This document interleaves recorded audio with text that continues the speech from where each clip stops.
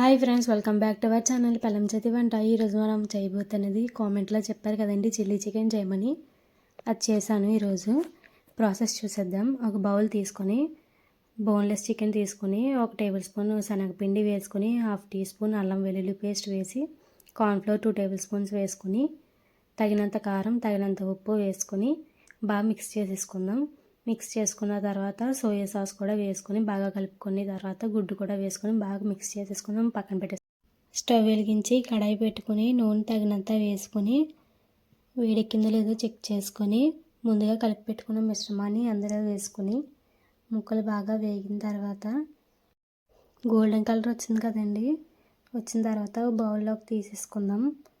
తర్వాత ఒక ప్యాన్ పెట్టుకొని అల్లం వెల్లుల్లి ముక్కలు వేసుకొని పచ్చిమిర్చి ముక్కలు బాగా వేగిన తర్వాత ఉల్లిపాయ ముక్కలు క్యాప్సికమ్ ముక్కలు వేసుకొని బాగా వేయించిన తర్వాత టమాటా సాస్ 2 టేబుల్ స్పూన్స్ వేసుకొని సోయా సాస్ వెనిగర్ వేసుకొని బాగా కలుపుకుందాం. 1 టేబుల్ స్పూన్ కార్న్ఫ్లోర్ వేసుకొని ఉండలు లేకుండా కలుపుకొని అది కూడా వేపుకొని పక్కన పెట్టుకున్నాం కదండి బోన్లెస్ చికెన్ని, అది కూడా వేసుకొని బాగా మిక్స్ చేసుకుందాం. తర్వాత పెప్పర్ వేసుకొని బాగా కలుపుకున్న తర్వాత సర్వ్ చేసేసుకోవడమే. అంతే అండి, చిల్లీ చికెన్ రెడీ అయిపోయింది. అందరూ సబ్స్క్రైబ్ చేయండి, సపోర్ట్ చేయండి. Thanks for watching.